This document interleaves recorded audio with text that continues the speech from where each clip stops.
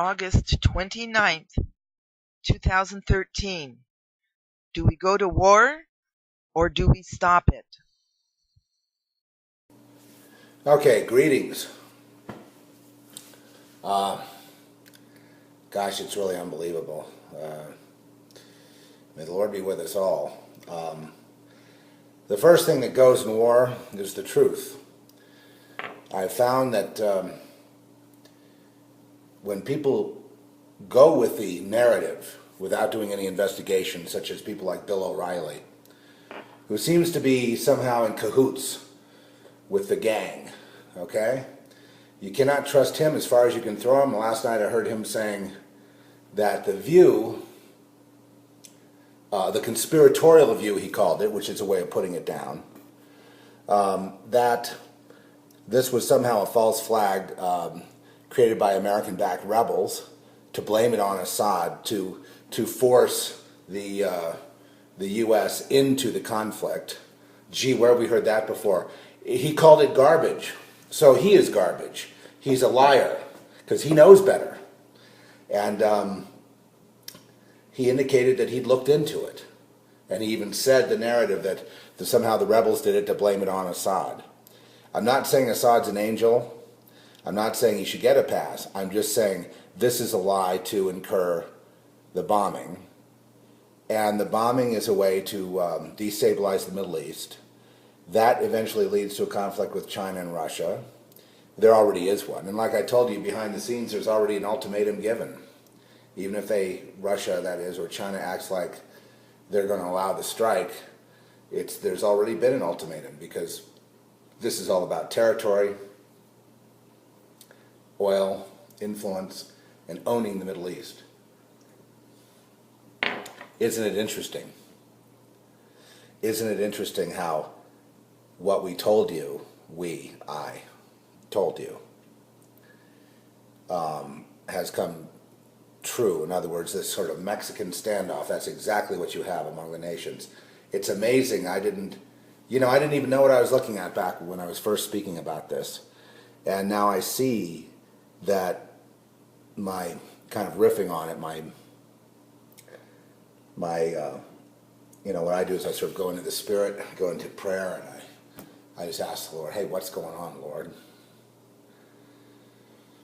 And I didn't have a really clear view, but I have even a clearer view today. And then Trish reminded me or showed me an article that had to do with some sort of UFO running around. I saw a picture of it. It's inconclusive. To me, it just looked like some kind of drone. But anyway, be that as it may, angelic intervention via UFOs, would not be surprised when it gets to the nuclear question. The problem when you go up against China and Russia and all that is that all anyone really has, all they have are nukes. That's how the answer would be. The other question is, do they want to incur a nuclear war so that they can hit the reset button, start over again, or build out of the ashes? And some do and some don't. The factions are fighting it out. You've got Cameron who's standing down. The people don't want him to bomb Syria. And the majority of people here, the alternative media, basically, I just want to say this. All the alternative media, that is all the YouTubers, all the truth tellers, all the people that are activists out there that know the government lies and is involved in state-sponsored terror to get its way, and has been, who are those people who are awake and out broadcasting, who comprise a lot of people across blogs, tubes, and audios like this one. I'm more of an audio guy than video, although I do have a killer video program, and I just haven't had time to learn it. And when I see myself on video, I'm just like, you're really that old? It's not. I haven't gotten used to that, and I don't know if I ever will. And the other thing is I'm fairly unkempt. My hair is really long and unkempt. It kind of starts dreading because it's really fine and it's impossible to keep it untangled, So I just, and the Lord, I just go by Him. I'm just not led to do any cutting. I always felt that it was like a way of kind of a soft castration, and yet I kept doing it. And I think, who am I fooling?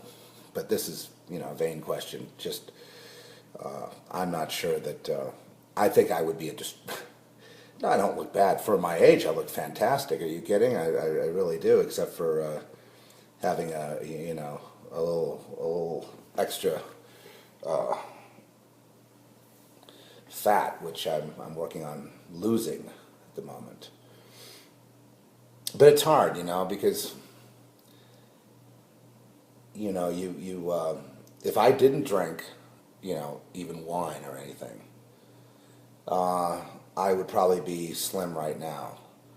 So I think that, and then that spurs the appetite, and then, I think that's kind of the issue. But I mean, you try not drinking during this period. I don't know if it's possible. I'm like, well, if we're going to get nuked, I'm certainly not going to go out of here as a teetotaler. Certainly, all the people I respect from Abraham on were wine bibbers, pretty much. Especially that chap Noah. He was quite the wine bibber, and he was called righteous. I think when you drink wine, especially if you have developed your taste to good wine, doesn't mean expensive. I mean good. Being able to take, a couple of $12 bottles of wine, let's say, and know one is good and one sucks. To be able to know the difference. And I only drink red wine. Trish knows I've tried white because it's actually kind of less calories and less carbs and stuff, but I just can't bring myself. You only have so much time, and that brings me into the subject of what we're really dealing with. Red wine. Da-na-na-na-na. So I'm doing these pods directly to SoundCloud, okay? And along with, I'm upping the game, I have to be here every day, and this has become now a total, complete full-time job. We go, basically, we go morning, sunrise to sunset, and right now we're at 3:21 a.m., so we're beginning now, because this is when the news cycle begins, around 3 to 4 o'clock New Mexico time. And I just feel I've got to, it's like I'm reporting in because I've got to be here. This is a historical time. This is a time unlike any other in world history. Never has there been the clock so close to midnight in my view. My personal clock on all this. Never has it been so close to world destruction. And if there's, 30, 40,000 nukes, however many there are, they all go off. You and I are not here. Our children are not here, and our grandchildren are not here. And all of our records and our blogs and our videos and our broadcasts and transmissions to get the word out, they're not here either, probably. So it's, would a few selfish people pull something like this off? Yeah, they're reprobate and they're selfish. And so when you look to the top, you look to absolute power corrupts absolutely. The United States government is completely, totally corrupt, 100% corrupt, because they had too much money, too much power, and there's no check on them anymore. They just do what they want to do. The only check there is, ladies and gentlemen, boys and girls, grandma and grandpa, the only check there is us. And us is enough, because us, the alternative media, and that I don't care whether it's people that deal with the media and deal with the news via the prophetic walk in Christ or any other religion or the New Age or whatever, however you come to it. I come to it from an intuitive, prophetic kind of way. Everything with me kind of goes through that lens. That's what you play me for, When you want analysis, you can go, there's any number of good people. I like this Green Wave guy. You know him, that young man that he does these little videos, but he's on top of it exactly. I mean, I've never seen a video that I really disagreed with from him. The issue of Israel comes up, and a lot of you know that I've been kind of a hawk on Israel. until it's no longer possible. In other words, I know this is very controversial, but the Israel that is tied to this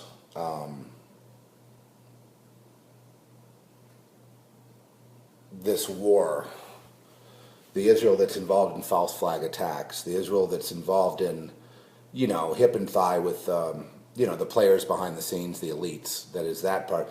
To me, that's not really Israel, That may be some modern organized state, but it's still a corrupt state with corrupt people running it at the Knesset, just like at the White House, they're corrupt. So, they're in the game, so they're not exempt from this criticism.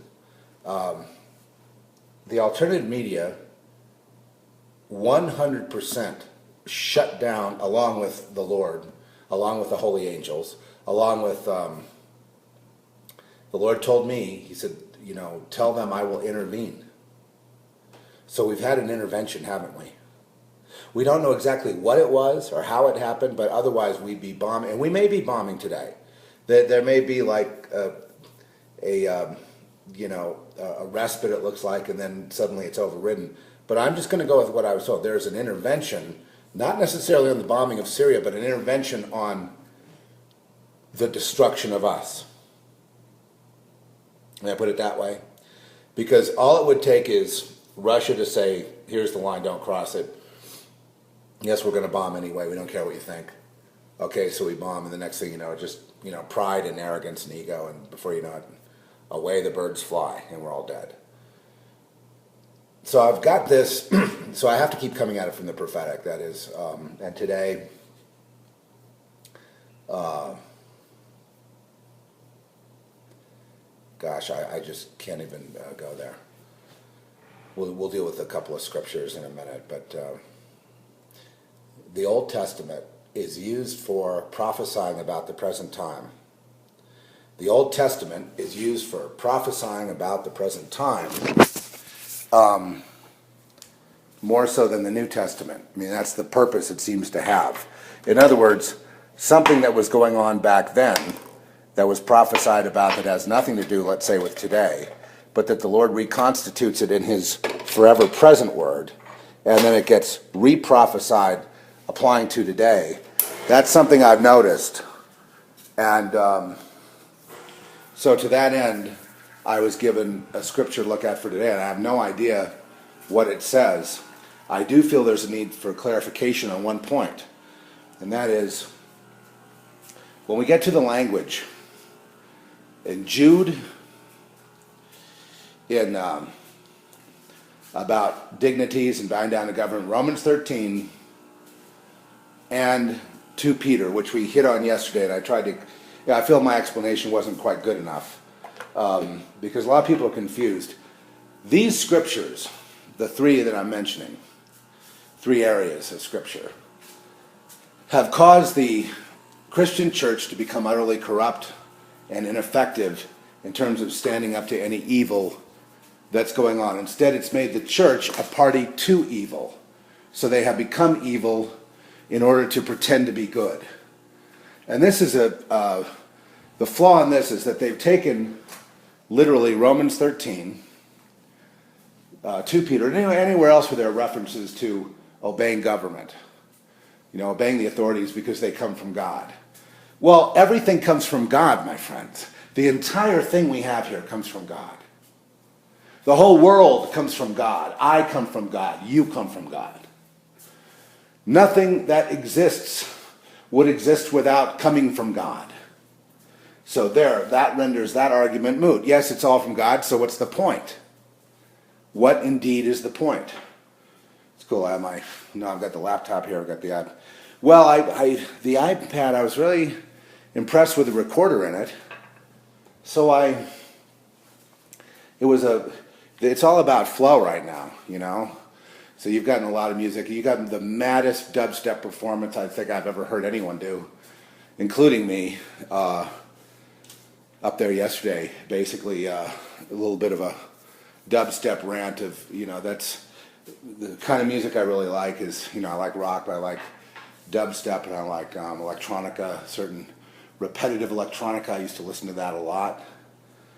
So I seem to be falling into doing the music I like rather than searching around just doing a bit of anything. You know, I like cinematic music, cinematic rock music, dubstep, especially as it goes into cinema. And I'll take the same, well, I'm not done with, like, I'm going to work a dubstep. Say I have my bass and my drum and all my parts together. So I will do one performance one day and another one using the same sounds another day. And then treat them differently and have volume 1, or version 1, version 2, version 3, version 4, version 10.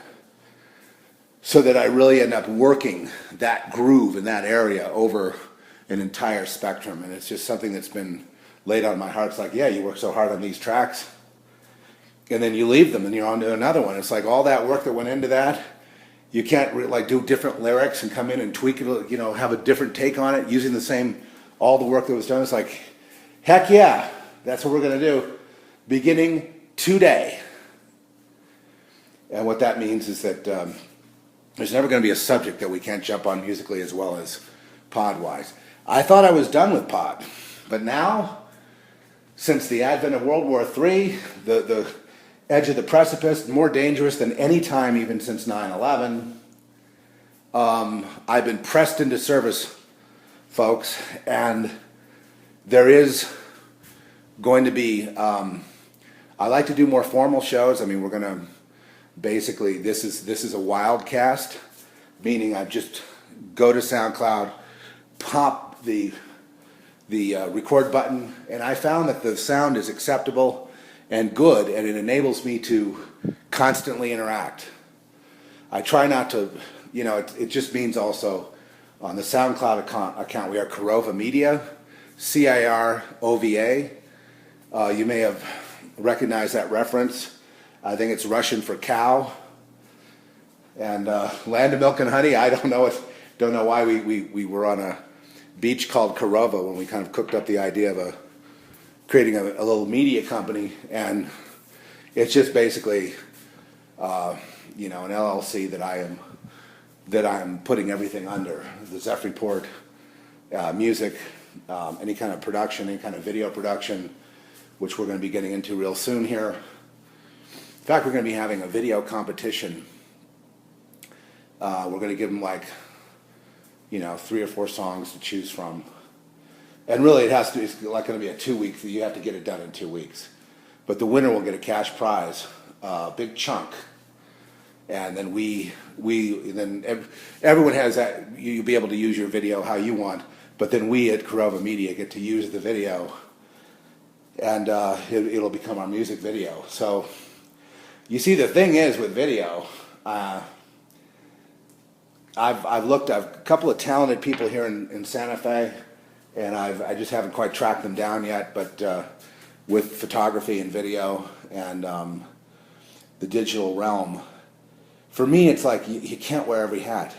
I have a copy of Media Composer by Avid. People cut feature films on that software. Very expensive stuff. It just sits there because I haven't.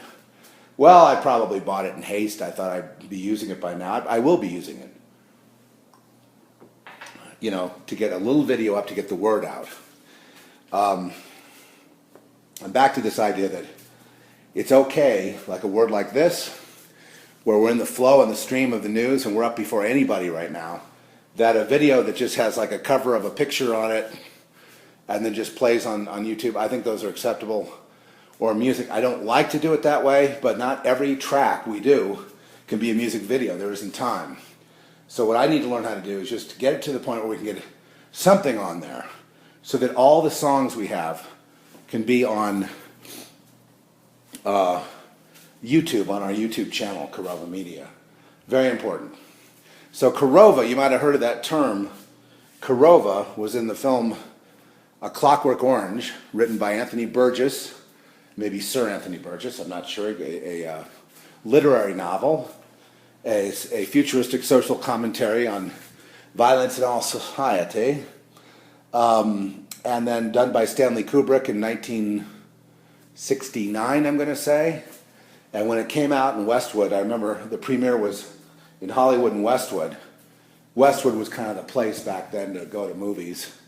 That was the little town in LA that's like where there's right next to UCLA, but it's like the place for movies, and has been. So I remember it came out there, Clockwork Orange, huge at like the Village Bruin Theater, just a huge, in big red letters, rated X, which would be NC-17 now, rated X. And it's like, wow, shoot, how are we going to see that? You can't get in. Anyway, it caused a big sensation in Los Angeles, I can tell you that. And the movie is genius. But anyway, the Korova Milk Bar. They go into the Korova, spelled with a K in Burgess's novel. I know, how do I know all this? This is ridiculous minutia because it's so horrifying what I'm going to talk about in a minute that small talk kind of a little relief here. The Korova Milk Bar is when when they're not able of age to drink, they could go to the Korova Milk Bar, which is milk spiked with drugs. And there are naked mannequins, and you get your cocktail by pushing a button and getting out of a woman's breast. It just flows out.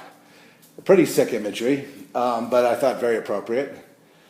For me, it just means a beach in North Carolina where there were wild horses, and it's really, I could have called it Wild Horse, but there's a lot of wild horses out there, and Korova doesn't mean the same thing.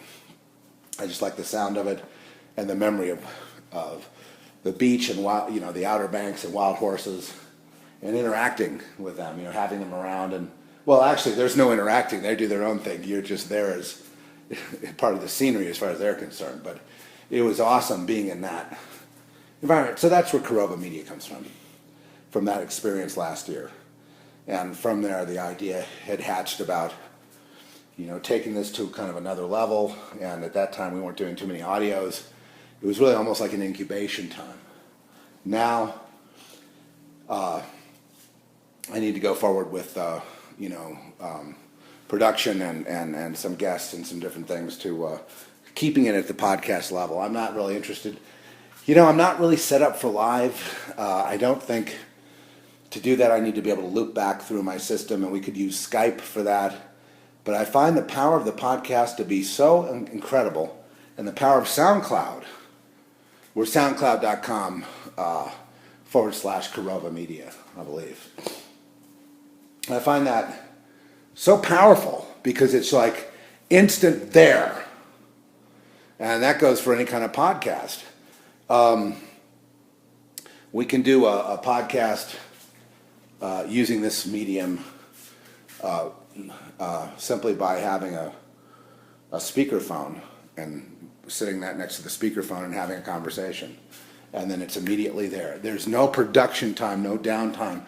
It means that you get the latest thing that's going on, at least the latest thing that I get, whatever my experiential flow is. You get that immediately. And right now I'm in the flow of, a few things that have been said. One, there's an intervention. Two, there was an order to stand down. Did you see that? I seem to be a little bit ahead of this thing. In terms of, then the other thing was part of the intervention is the incredible alternative media backlash. And this is the first time we've seen alternative media so powerful that it turns all the minds worldwide against these warmongering assholes. These elite scumbags that, these selfish Satanists is what they really are. And I understand that, look, I saw the military-industrial complex. My grandfather was in it. He showed me, I met all the people. They're all nice enough, when you meet them socially. But he told me the facts of life. And I was horrified. I was too young to even want to know any of that stuff. But he told me how it worked. And I just didn't want to accept it. Just to get into that game. It's not okay to just be satanic. or just be Luciferian, or just be connected through the club circuit of the country club, the Bohemian Club, business clubs like the Bohemian Club, which is famous because of Bohemian Grove, but there's a lot of them like that. So being connected, being in the club, that George Carlin said, you're not invited, you're never going to be invited. Pretty much it was closed to bloodlines originally. So these are the gods of war. These are the people that start the wars. Look, last night the Lord showed me something about the God of forces. When we talk about the God of forces in the book of Daniel, we talk about witchcraft, we're talking about the God of forces. When we're talking about Star Wars, we're talking about the God of forces. Use the force, Luke. Same thing. There's a force there that once in, the switch is flipped, the wind is now at your back, and things just turn around and fall into place where they didn't before. That's very addictive. But to really get in the game, you're at the upper level. And then you find that, basically, where does that force come from? In other words, when you're a baby, they're not going to tell you. Then eventually you have to go out and slay an animal. You got to spill blood. That's where you get fed. So, the fact of life.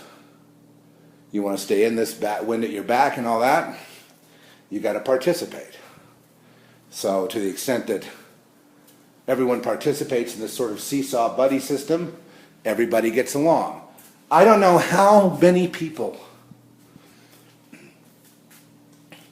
have at first scoffed and laughed, and they think it's insane even to mention this God of forces.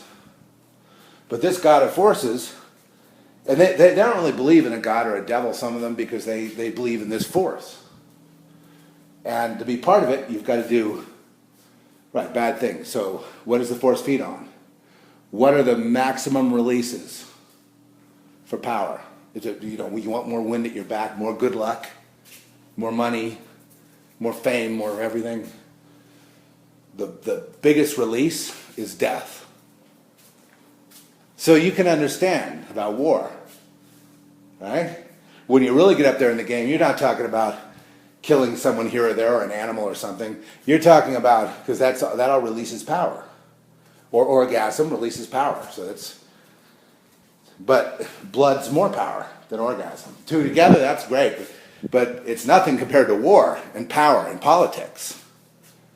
So getting to the top of that would ensure a warmonger, which they all are. You saw peaceful Obama. He's like just as bloody as anybody else, as Dick Cheney. They're just, why? God of forces. They can't be trusted in those positions. They know it themselves, like an alcoholic sitting at the bar.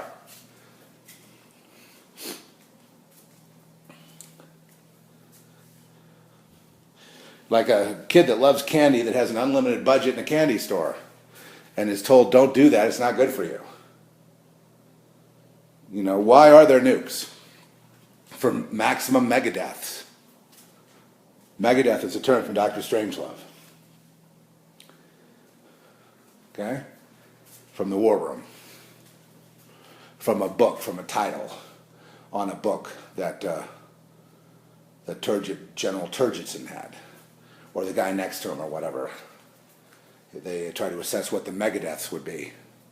Megadeath is how many die in a nuclear detonation, nuclear explosion. Here we're coming into our subject. So the nuke is the ultimate orgasm. Oppenheimer knew that. The nuke is the pinnacle of the God of forces people, or the people of the obelisk, right? That represents the God of forces. And the nuke is the pinnacle, and war is the pinnacle, and far beyond just killing an animal here or there, or being cruel to your fellow worker for a little pop that lasts 2 seconds and you got to do it again. You go back, Jack, and do it again. Very quickly do people find out that the sexual aspect of it pales in comparison and is unacceptable compared to the violent aspect of it, which is 10,000 times stronger. yields 10,000 more times wind at your back. Power, money, sex, celebrity especially. So, F celebrities, man. You know, I've realized that, I shun fame. Now, fame, this is not, I'm talking about fame like approved of by the mainstream media. Fame. Shun it. We don't want it. Because what it means is you're their slave. God of forces. So all of this leads up to government. Celebrity in Hollywood and celebrity in government are synonymous. Both feed at the same trough. They cannot be trusted at this point because we do not have a righteous government. When we see Romans 13, yes, we have intervention by a holy God, absolutely. We would have already been nuked off the face of the earth if not for that. So what do? Repent? No. They seek to get rid of any people of God so they can continue. And if the people of God were gone, guess what? Their children, their grandchildren, their bloodline, it's over. They're gone as if they never were, and they're too dumb to understand. Too effing dumb. Because the first thing that goes when you go down that path, wisdom, brains. So you're looking at a guy,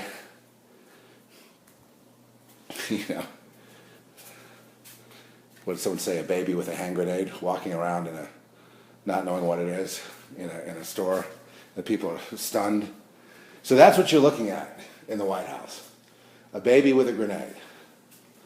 And people are like, are you prepared, elite ones and famous people, are you prepared to do without any legacy, without children, grandchildren, or anything, without anything? You see then some of these people start pausing, and I'm just urging you to remember what it was when you were struggling before you discovered the big secret. See, back then you were intact. When you became famous, you were lost. Actually, you weren't lost, you were property. Just try disobeying what they say and see how long you last. No, I don't recommend that because I know you'll be Heath Ledgered. You don't want to be like Heath Ledger. You don't want to be like Kurt Cobain. You don't want to be like Jimi Hendrix or Jim Morrison or any of these other people. And that's what happens to people that are too headstrong, believing in their own fame a little too much. They get taken out because of the controllers don't like that.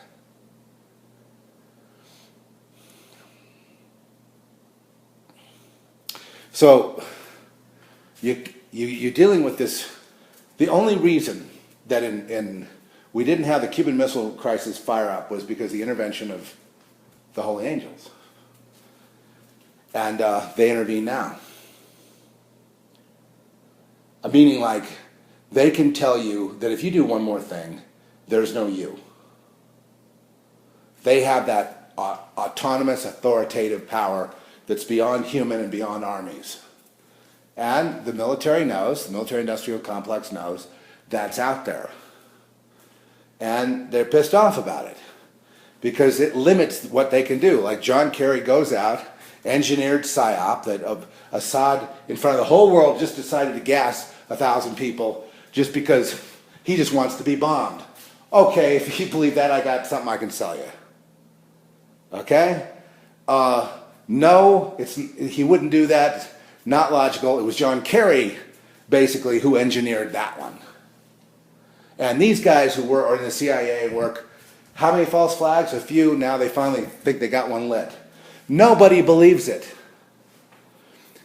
Bill the Liar O'Reilly sits up there with his big fat mouth. Oh, that conspiracy stuff is garbage. But no one's listening, buddy. You got, 3 million people listening to you, and you've got 100 million people looking at YouTube evidence. You do the math. Your days are over. It's this alternative media. No, that guy really infuriates me because he just sits up there lying and going with the party line and being a propagandist and then poses as this man of truth, which he is not. Absolutely not. He's a team player. If he was not a team player, he wouldn't be on Fox News, now would he? No. End of, Let's not make exceptions. This is just the general rule. If we fall in the general rule on fame, fortune, celebrity, etc., and apply the Word of God to that, we find that most people fit in that general rule, and there are exceptions, but for the main, you'll be more accurate if you stick with the rule, which is no one gets to be in a position with having this little megaphone unless they're going to play ball. And he's no exception. He plays ball. Meaning that without examining the evidence, he poo-poos it out of hand without mentioning what it is. He says, oh yeah, there are people that think the rebels did it to try to blame it on Assad. Well, isn't that more plausible than Assad does it in front of the whole world and the UN inspectors because he just wants the wrath of the world to come down on him and he wants to be bombed? Which story is more believable, folks? Thank you. So without any evidence, he goes, it's garbage, by the way. He wanted to make sure he got that in to keep you people on the reservation, to keep you from thinking. He'll do the thinking for you. These are the same people that say 9/11 was just box cutters. And all the things that happened on 9/11, including disappeared airplanes, no evidence of people, no recovered bodies, Building 7, yada, yada, yada. I've talked to a scientist about Building 7, or Trish did, and I'm sorry, but it's just an explanation of natural causes is just not plausible to my way of thinking, and intuitively, I know it's false. I know that it was rigged, and they just demolish it like they do buildings when they do demolition. That's what it is. That's what it looked like. All 3 buildings were like that. It's really kind of an open and shut case. As to who did it and why, it's them. It's the military-industrial complex. That's all you have to know. They go, it's Mossad, it's the Vatican. Get out of there. Mossad, Vatican, these are these different forces and factions we talked about. We've been talking about this. They all have pretty much equal stature and they go against each other. But they're at war with each other constantly. It's a big chessboard, as Zbigniew Brzezinski said. Another guy who's in the Matrix. These guys are trapped in a game they can't get out of, friends. But what's the whole purpose of the military-industrial complex? Right, death. It's a cult of death. Pain, trauma, financial collapse, organization, military takeover, martial law, reinstituting democracy is just like saying reinstituting slavery. No, I'm not saying I have an alternative. Well, I do. Turn to God and let him guide, and then there would be a righteous government. It would be different. But that would have God at the head, not humans. These guys all are rock stars. It's all about them and their little fiefdom, their little piece of real estate. And so where it leads is, ultimately, you get a couple of these factions with nukes going against each other. We all die because of their selfish egos. God knows that about them. See, I know. I see God at work. Everybody 2 days ago was saying, oh no, we're doomed. But I knew, I had put a word. I go to the Lord, Lord, I can do it right now. Right now in real time. What are they going to do? They're going to stand down for a minute. They couldn't just run headlong into it. Now there may be a sneak attack saying they're not going to do it and then do it real quick because we had to. But let me ask, let's work it through for a second. We'll work it through, folks. Okay, so we bomb them quickly. Take out some of his military assets to soften him up so the rebels can get more. That means we're flying for Al-Qaeda. That means Obama is a warmonger and a liar, 100% straight up liar, worst liar in history because he gets caught every time, because he'll contradict himself and then there'll be a YouTube showing what he said earlier. Not only that, the only people that really like him are militant, race-baiting blacks, it seems, and celebrities who are on the celebrity reservation. But it just seems like, and he's even losing them right and left. He's lost the Kuciniches and the Oliver Stones and a lot of people like that. I think there's probably a whole, as far as the Illuminati owning, forget that name Illuminati. As far as celebrities being slaves of mysterious thing. It's if you said God of forces, you'd be accurate. The God of forces mean a collective force based on everyone participating and contributing and helping the system out with their sacrifices, which can't be talked about because they're all perverse, right? It's like being mean to people, sexual perversion, and killing people. So you're not going to help, huh? Well, I'll slit his throat, So gangs are simply a microcosm of the military-industrial complex. That's why there's a lot of recruiting of gangs, because that kind of rigor and organization in gangs and the rules of gangs are the same rules that the elites go by. No different. What you people of color need to know is the real plan at the end of time is you and I, me being, well, I suppose I'm white, but I'm kind of a mongrel. I'm half this, half that, quarter this. Anyway, we're not in that plan for the future. There are no people of color, or Asians, or blacks, or Indians, or Hispanics, or mongrel kind of, well, a lot of us are mongrels, a part of this, a part of that, but us mongrels, meaning, you're not pure bloodline, you're out. We're all out. Okay? Very simple. And just really understand that. There are, someone said, you know why there's no Arabs in Star Trek? There may be now, but, and the joke was because in the future there's no Arabs back with all these conflicts. Well, there's no Arabs, there's no blacks, there's no whites, really. They're various shades. They're the Aryan, pure bloodline, Nephilim, Merovingian, whatever. They think they're the blood of Christ. They think they're this. They think they're that. But it doesn't matter. It just the rest of the people aren't people. They're robots. That's their future. That what they don't understand is there's a God who has something to say about it, and his intervention, people, means they don't get what they want, so they try to take it out on God's people, and that just increases the problem. Not only that, has their persecution of freedom and free people turned into, and the use of the internet to for spying, has turned into the greatest truth network of all that can't be shut off. Had there not been an internet and activists, you people out there doing your YouTubes, and those YouTubes are important, friends. Roger, you got to keep doing those YouTubes. All of us together made a difference. That's the point. And I notice we're coming together too, from different religions, different beliefs. As long as we have truth as our goal, and goodness as the goal, and being honest as the goal, we try to be as honest as possible, but whenever you run into one of them, even who is a nobody, who comes and says, I'm a Christian just like you. I'm not really a Christian. So sorry, you can't be my friend. But what they don't understand is they're seen, bam, tagged, and slotted. It's like, yes, we hunt you, stupid. You don't hunt us. We hunt you.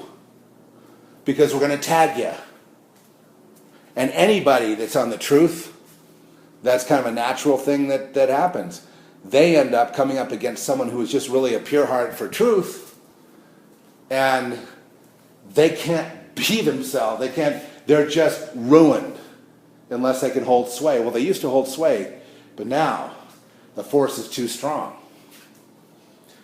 There would have already been bombing had it not been for the alternative media on the internet.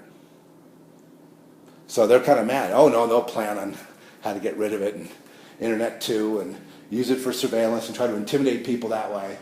But it's too late. The genie is out of the bottle. Who cares what the NSA thinks?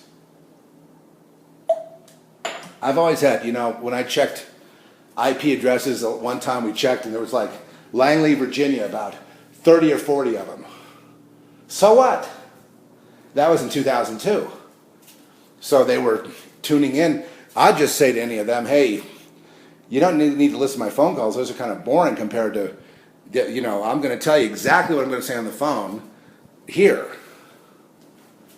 Which is basically that I've seen, I've been able to put it all together because of my own background, my own family. I was able to see the belly of the beast, the heart. I just couldn't deal with it, I don't think.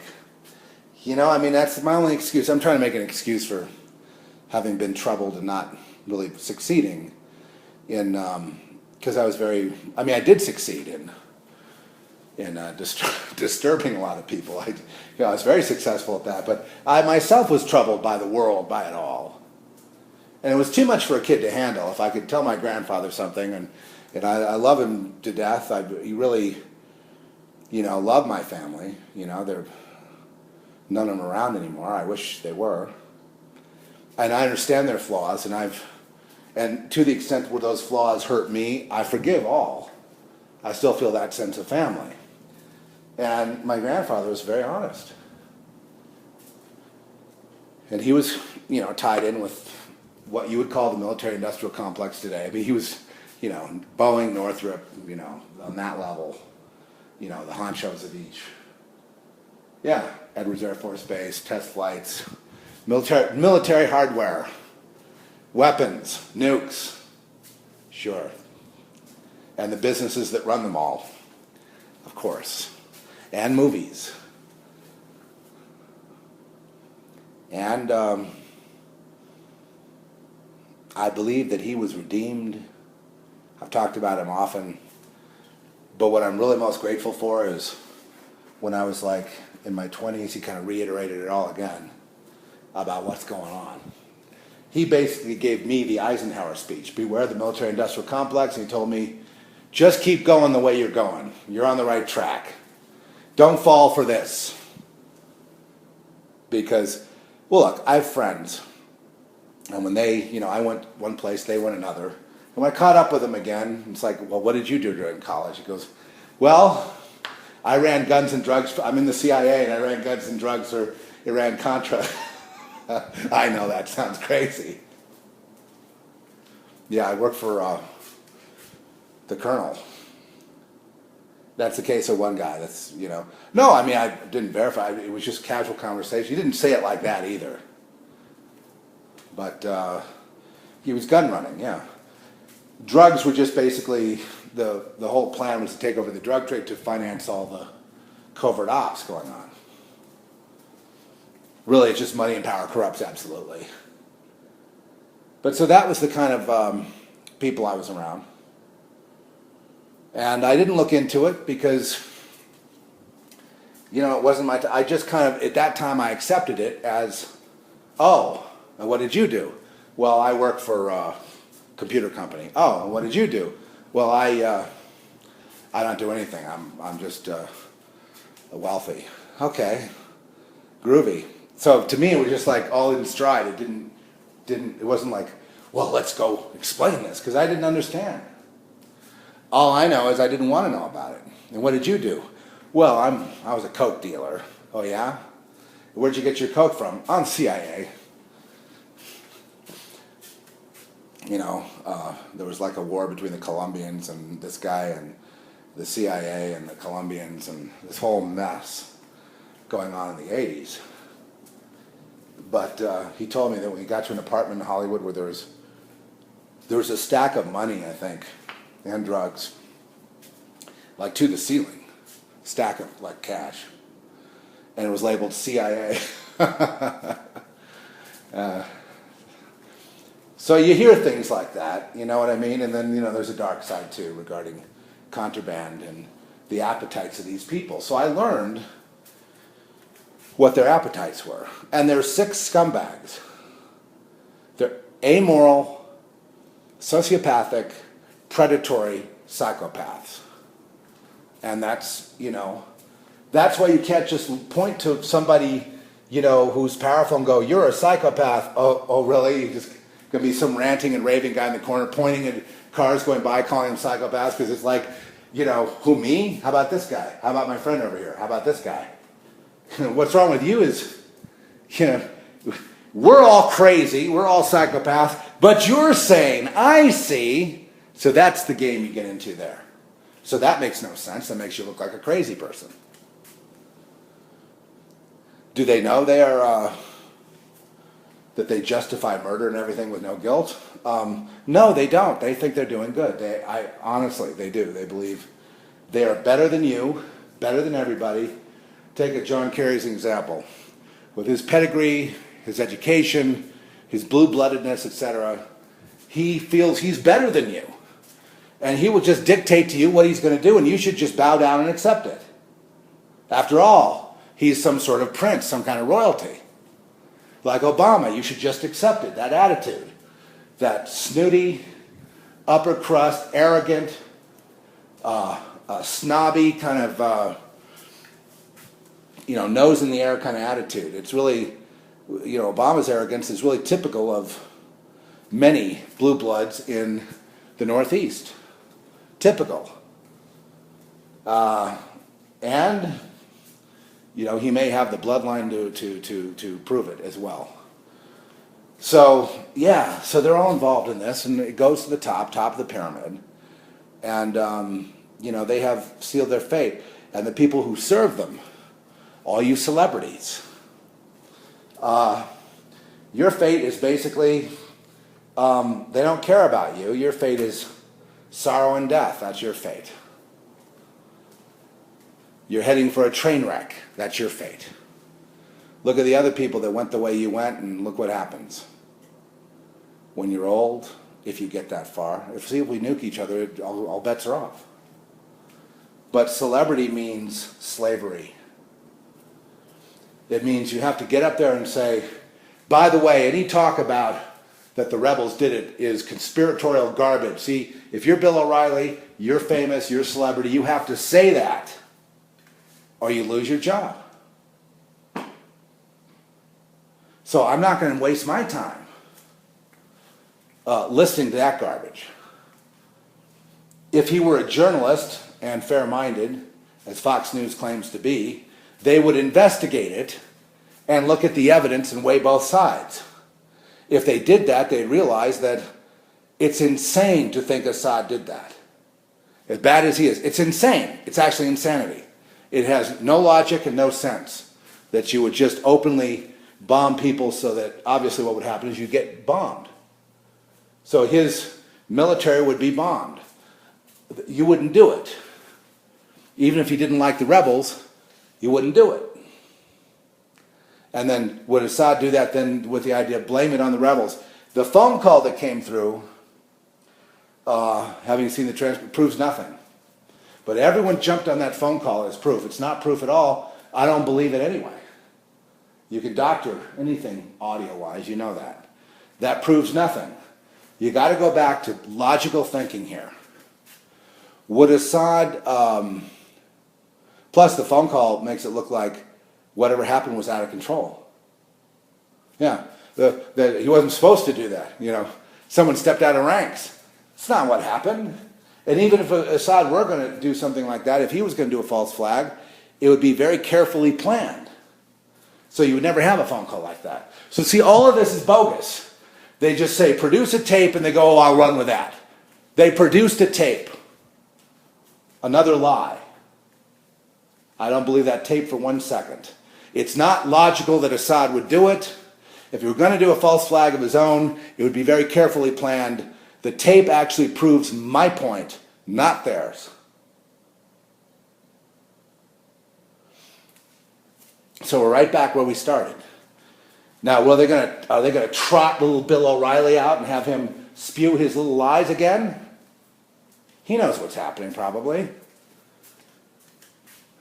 Are they going to make him lie in front of the public?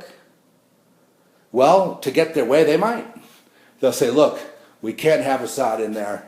This is for the greater good. You got to take one for the team and go out there and just tell them that, this conspiratorial stuff. But see, it's too late. He's got 3 million listeners. We're hundreds and hundreds of million. Maybe we're 1 billion strong.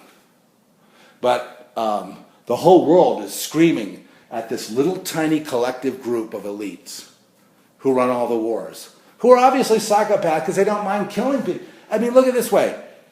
The U.S.-backed rebels just killed, let's say, 1,000 people and children to get their way to bomb. What kind of person does that? Is that the United States? Apparently it is. But once you get your mind around that, you get your mind around the character of these people, what they have to do to get into the clubs they're in.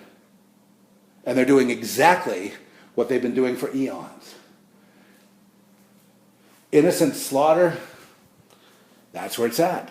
That releases the biggest pop. You want to win wars, you got to be Luciferian, satanic. That means you got to do sacrifices. That means you got to have wars, abortions, put people in trauma economically, keep them down, keep them sad, keep them pumped up full of drugs. You got to hurt other people to be in that club. Then you get to be boosted into celebrity, but dirt's all over your hands because you're responsible for all the destruction you see because you signed on to it for your own selfish need, and one day you're going to be blamed accurately, and you're going to accept the blame for your part in the needless destruction of innocence. Yeah.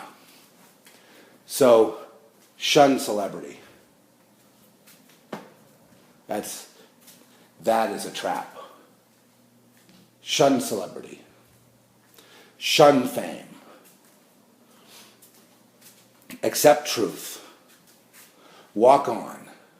And those of you who think you're like misfits and you're just kind of losers and things just don't work out, you better stop complaining and start counting your lucky stars. Start counting your blessings. Because if you were kept out of this mess that creates wars and traumas and hurts people, and it isn't even human, this agenda. Okay? And I'm not saying there are not exceptions. Abraham was fabulously wealthy. People are wealthy. It's got nothing to do with wealth. I'm sure there's the fool celebrity here and there that they all just pat on the head and think he's a fool. Fool on the hill, as Paul said, snidely, speaking about people that are not part of the collective. What an arrogant little bitch he is.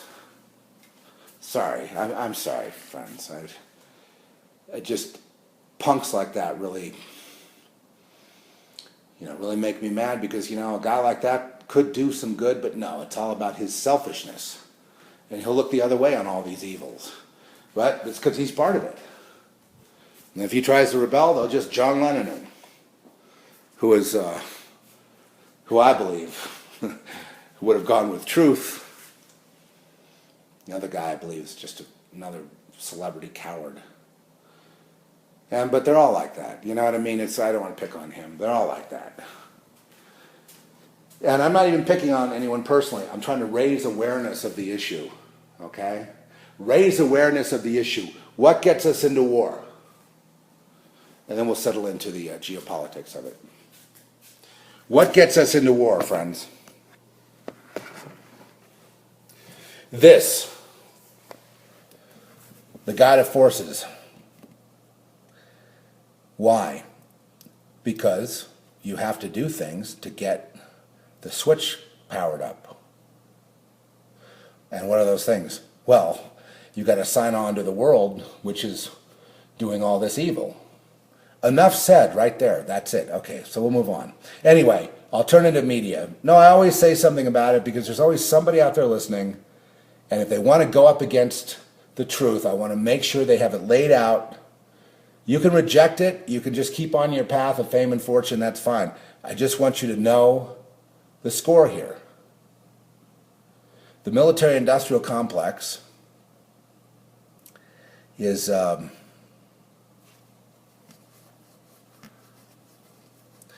I'm not even look, it's no criticism here. It's about raising consciousness.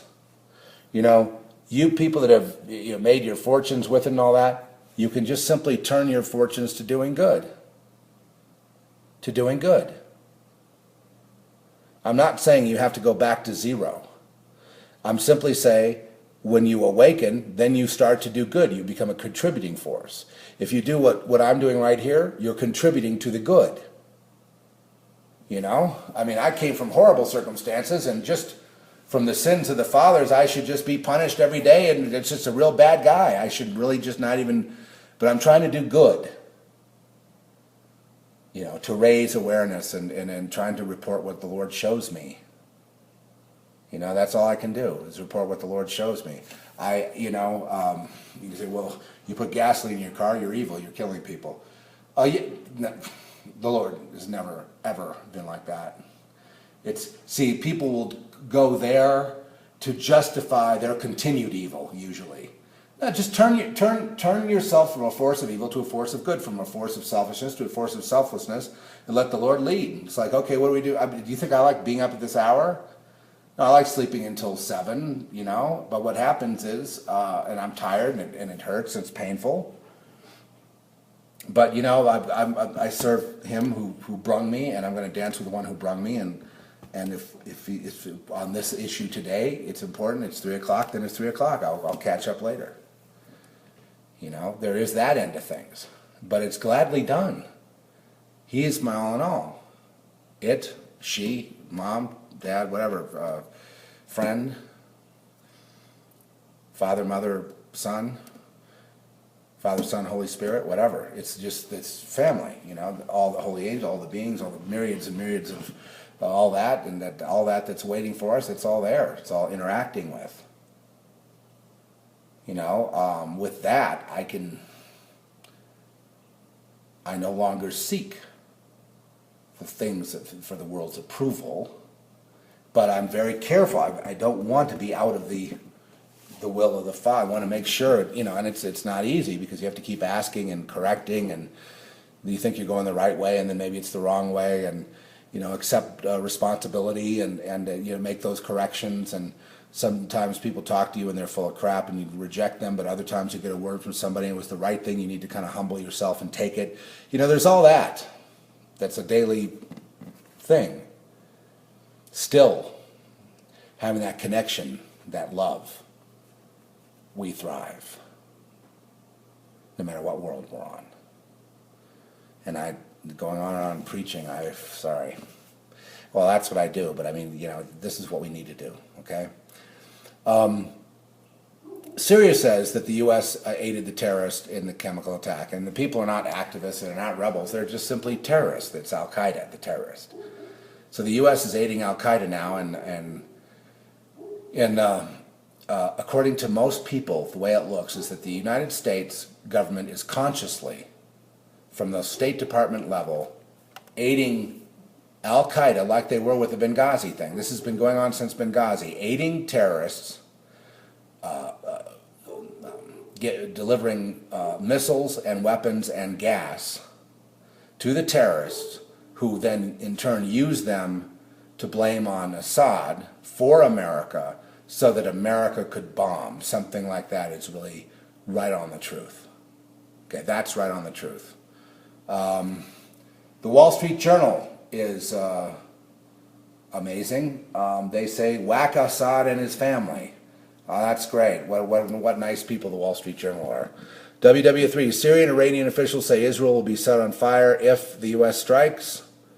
And so Netanyahu is now calling up reserve forces. Big U.S. military buildup in Qatar. And Russia has evacuated citizens from Syria. This could go up without an intervention.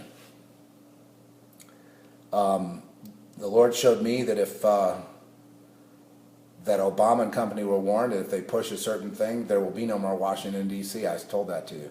I also said this is the haves versus the haves. Everything you're seeing is the haves versus the haves.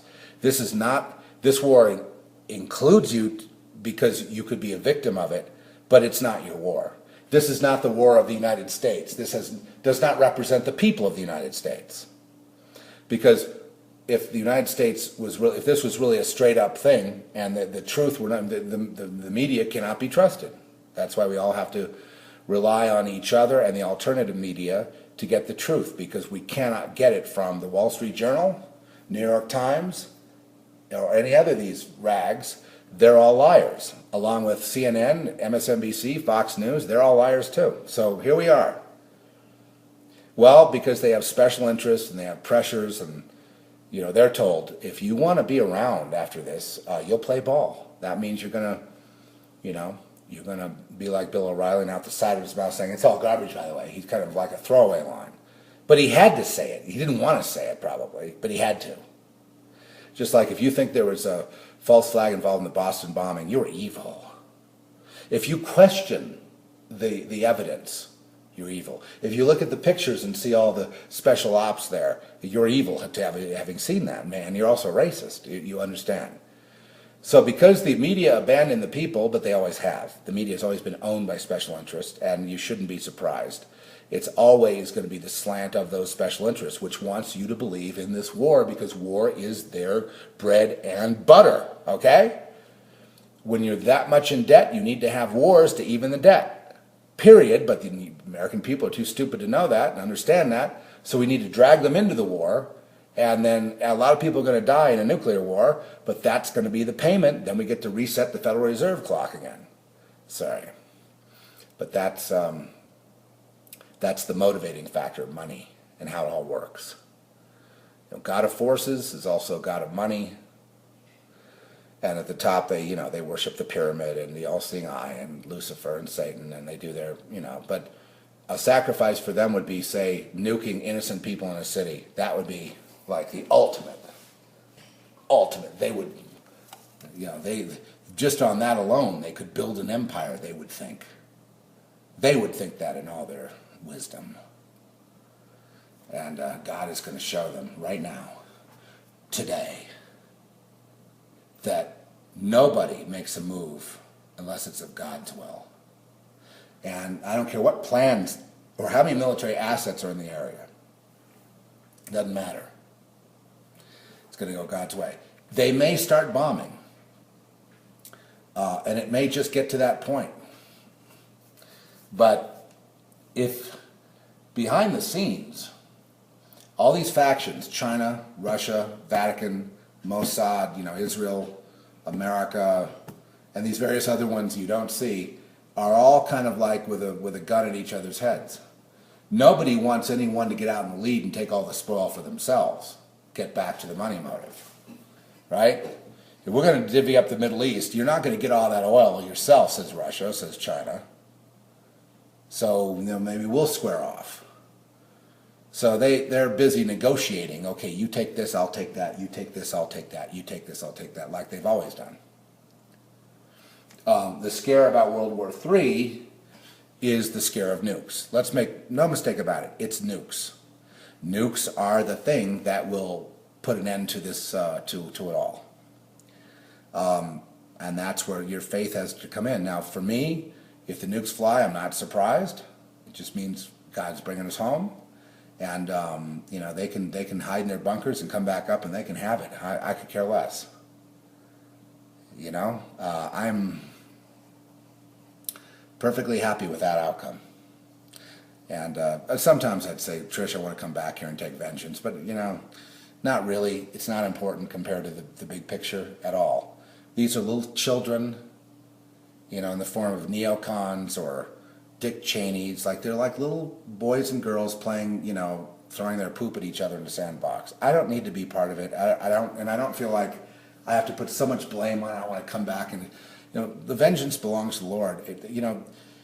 I was born into a world surrounded in my own circle with people that were part of this military-industrial complex.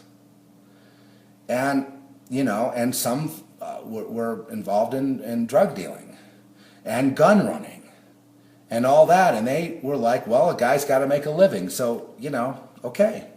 And we were friends. I didn't judge anybody. I didn't tell them to stop. I'm not telling anyone to stop. I'm just talking about this in philosophical terms.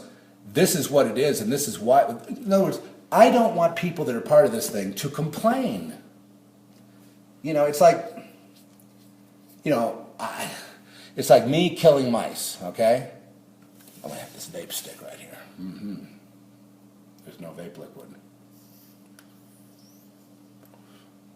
And then going on a campaign to stop people from killing mice. while I'm killing mice. And that the problem in the world is that people kill too many mice while I'm killing mice. It's something on that. You know what I mean? I don't want them to complain if they themselves are doing the thing they're complaining about. Why complain? Well, that's just like the same argument as you put gas in your car, you're evil. No, it's not. If you contribute to the God of forces, it's like a tick. You put blood into the tick, it gets bigger. But when you take gas, you put blood into the tick, it's like, okay. I'll concede this. We all are a part of evil, and we all are like corrupt within, which is why we need the blood of Jesus Christ to set us free. I'm just saying that when it gets to the point where you look the other way on the destruction of children and people when you bomb them, I consider that, another headline here is Obama ignores Congress on Syria. Well, of course, Obama considers himself a king. He doesn't relate to Congress or anything like that. He's pretty much just going to, he feels this war is an opportunity for him to start ruling unilaterally and dismissing Congress and the Supreme Court completely, which is what he'd like to do, is be, a dictator like Stalin or Hitler or whatever. That would be in his makeup. But when you contribute to this, when you don't care that you're killing kids in order to justify bombing innocent Syrians because it's good for your pocketbook, I think that's where the check comes. It's a little more than just putting gas in your car. Would you not agree? And gas in the car, the only reason that that all this is going on is because we're not allowed to drill for our own gas. Why not? Because we live in a police state. That's why. America is a police state. Period. I can't think of any other reason. Can you? They try to make it look like you have relative freedom, then they tax pretty much everything that you have. I mean, I'd be doing a lot more things if I wasn't taxed so much. It's just unbelievable. And I'm someone that, I'm not into the, I pay my taxes. I follow the rules. When I talk to the Lord about the government and the rules, it's like, yes, it's oppressive, but you're going to give to Caesar what Caesar's.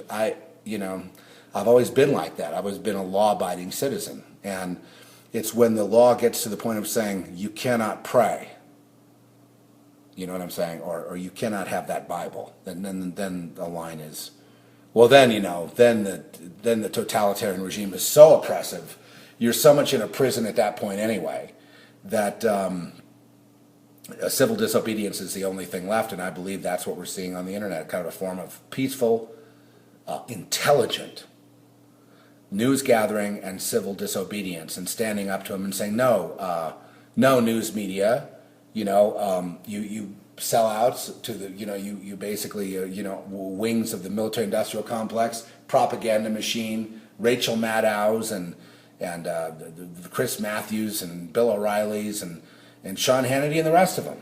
Even though I like Sean, and I believe he's earnest, but I think we're going to come to disagreements on these things because I don't think he can go all the way with truth. I like some of them. I'm sure I would like O'Reilly off camera somewhere, but I'm just using him as an example of someone that touts himself as a truth guy, and then he goes ahead and lies. He couldn't do it straight out and stay on it. He had to kind of throw it away in the broadcast I saw last night. And I was just like, oh, God. I had to turn it off. I quickly turned that thing off. Anyway, Obama will ignore Congress because, see, Obama is pretty much owned by the military-industrial complex. He is part of, and they're like corporate, you hear the word technocrat bandied about, but they're authoritarian, totalitarians. They're dictators, and they will dictate to you. So he doesn't, he wants to be the first president that doesn't go through the motions of talking to Congress, because every other time it's like they go through the motions and they pay people off to get their votes, and then pretty soon we're bombing somebody again. And that's the way it's always worked with us, right? That's the way it's always been. So Obama is basically, they're trying to engineer it so that we get more into the dictatorship. And that's why there's all this cultivation of, the racists, the MSNBC, the kind of, metrosexual males behind Obama, because getting a civilian military force. It's so that he, a Homeland Security force loyal to him so he can be dictator. They're trying to engineer him as dictator. And that with his own private police force, his own private this, his own private that. It's not going to happen. What I would do with an Obama and his crew is I would, if there was a coup d'etat, they should be put in jail. And they should be tried for, and evidence should be brought in a court of law, done, peacefully and legally and intelligently to bear on these people. But I mean, where do you start and end? Warmonger Obama, warmonger Bush, warmonger Clinton. Clinton wasn't so bad, but I mean, this idea that, and less people are, more and more people are savvy to Obama's slick style of marketing and what his motives are. He wanted 1 million, he wants a police force based on gang members, let's say, to go shoot anyone who disagrees with him. I mean, that's what you're dealing with. He's a really stupid guy posing as somebody intellectual by going, oh, you see, and acting intellectual, but there's nothing upstairs. He's just a brute beast that wants power control, and he wants to punish anyone who criticizes him. I mean, that's the level, that's how petty he is, that's the level he's on. He's always been that way, and he always will be that way. Whatever he says, whatever kind of eloquent speeches he says, whatever, scripted stuff he says in terms of, like the whole civil rights thing and all this stuff is just window dressing. He doesn't mean any of it, and it wasn't even his writing. So there you go. Anyway, I've just botched this entire talk up, but the important thing is you need me here because, okay, so Obama's looking at, right up, straight up, 4:30 a.m. Okay, you're getting this at 4:30 a.m. Obama's eyeing a shot across the bow. In other words, may we just shoot at Assad and he'll blink. So we got the UK's Cameron backing down from the strike. Israelis rush for gas masks. Russian resistance halts UN resolution. Allies face fight over timetable and the worst and least bad scenarios. Look, the United States is against Assad, not because he's mean to his own people and he's been a dictator, but because he is not playing ball and they want to own the Middle East for themselves. It's simply a greedy ploy, and involving Americans is an insult to my intelligence, but because people in America still, there's a lot of people that are really dumb, that are really, really asleep, and they count on that. More and more are waking up, and all that. You have Valerie Jarrett, who's the creator of Obama and Michelle as a couple, which is interesting, since Obama's really not interested in women, but that's another story. Obama's legacy will be immigration and health care. In other words, Obama's legacy will be communism. Thank you. Next. Obama's legacy, he's falling just short of dictator, right, Valerie? So the MLK thing, and Martin Luther King death really upset me because I really liked a lot of what he had to say. I'm not everything, and I believe he was also owned by the same illumined people that own everything, but you take the good with the bad. Kennedy was too, and he had a good side to him too. People do have a good side. I think O'Reilly has a good side. I'm sure he does. But this thing I saw yesterday was very evil, and it really disturbed me. It really didn't sit well with me because I know what he was doing. I know what he did. I know he knows better. I just hate that. I just hate bombing people and everybody lying. That's why we're up right now. We want to be the first on the block with this audio. So the MLK thing, it fell short of the expected 100,000. The crowds, folks, have been falling shorter and shorter and shorter for Obama. Everyone's turning on him at breakneck speed, and people all get their news, like I say, they're waking up 1 million miles an hour. And the reason we haven't bombed and that Obama wasn't able to just go and bomb like he wanted to do is because of this backlash from the alternative media. It's 100%, and there needs to be, you people have any video skill at all? Get out I say video, I'm an audio guy. But I want all these audios to be on video. And I just can't do everything, you know, and if you want to put it on video, by all means. You know, this is just continuing the conversation. You know, Assad didn't do it. This pretext for this, America basically, by proxy, killed a bunch of kids, shoved it in your face so they could go bomb, but there was a backlash, an intervention, a holy intervention, and it was manifested also by people on the ground, i.e. the alternative media that God is smiling upon. What was intended for harm, God used for good. Don't you see the biblical principle?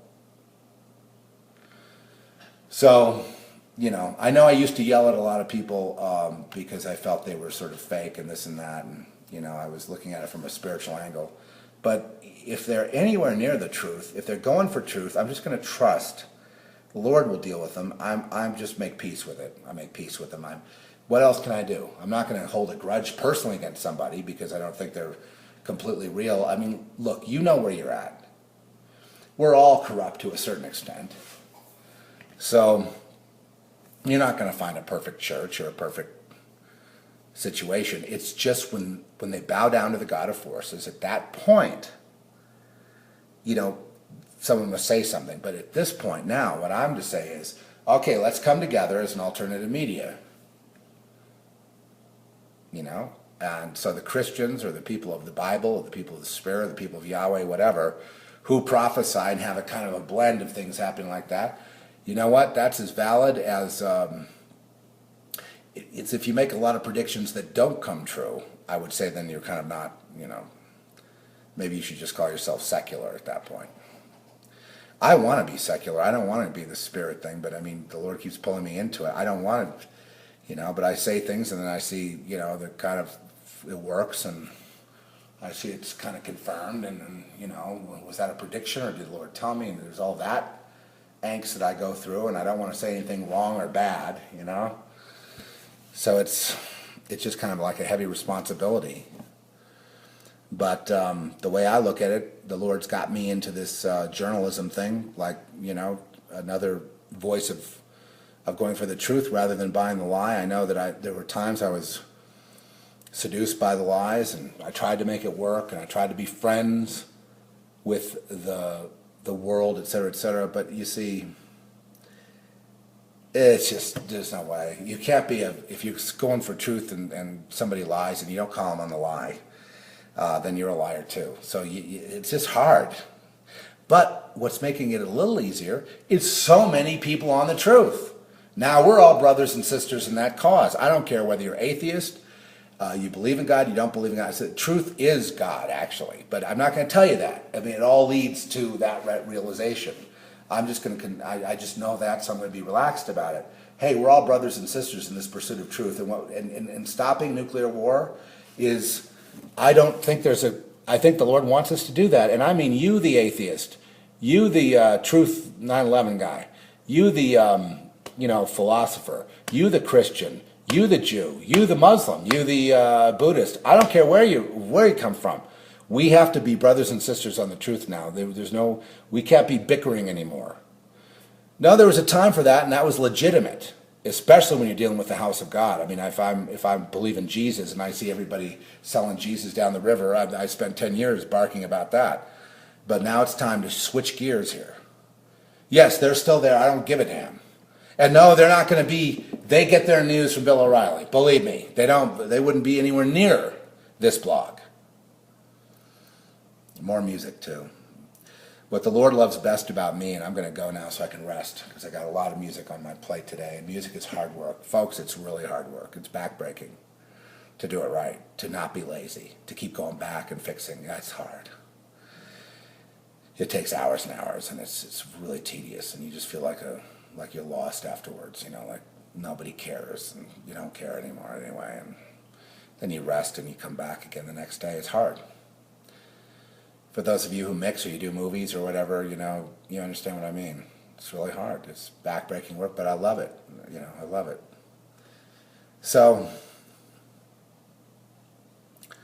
AP is reporting right now that intelligence on chemical weapons use, this is like the last 30 seconds. Intelligence on chemical weapons use is no slam dunk. Yes, the intelligence is made up. There is no slam dunk because they're lying. That's right, the Israeli government are lying because they want the U.S. to attack Assad. And Obama is falling right into line with the team of, okay, here's another, what is it? I better refresh. Looks like when you hear that sound in the background, that's like the Drudge report going off. So, you know, I've got the Drudge info, a lot of different sources here, and including AP, you know, all the Reuters and all that. We've got that on another feed. But okay, so that's where we are today. It's definitely, I can say this. There's been an intervention. May I say it? There's been a complete boom halt. And if Mr. Warmonger in chief, and make no mistake, this guy's like the biggest warmonger we've seen. He is a total warmonger. You just have to be a liar like people like James Carville and some of these other people. They're just liars. They're all the same, all these people. It's just like cookie cutter the same. And, you know, he just apologizes. He was on also a show I saw with O'Reilly, and here he was saying how they're both going, what a great speech he gave. It's like, hey, it was scripted. And they tried to make it, you know, it's got nothing to do with anything. It's neither here nor there, as they say. So anyway, and with that, I bid you adieu. I will be back for any updates as they break. But yeah, make no mistake, we're in a historical time, the most dangerous time in the history of mankind, potentially.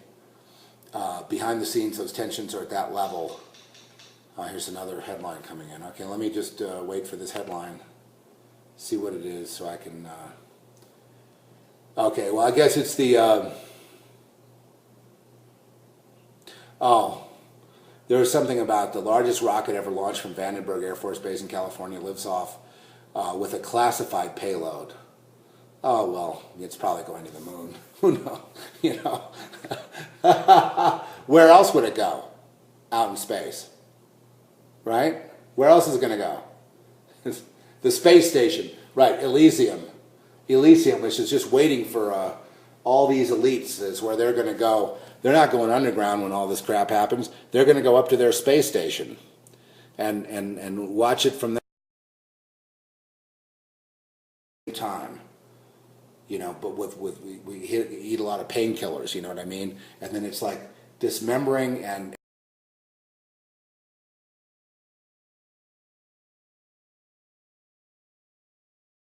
for each other while having sex. Time. They've done that for thousands of years. Okay, and with that, I bid you farewell until, yeah, this is fluid, so I'll see you when the next thing breaks.